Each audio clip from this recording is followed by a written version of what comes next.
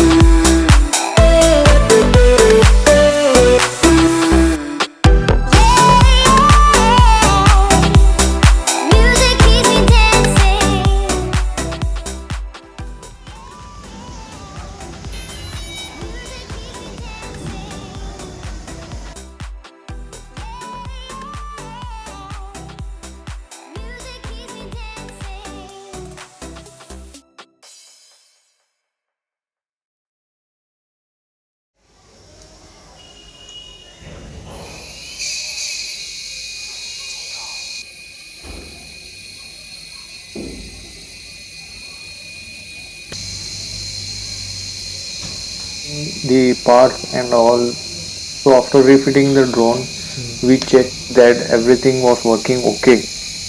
But but but the camera quality was not looking good. You can see it, the vertical lines are coming in between. So I was not understanding what to do.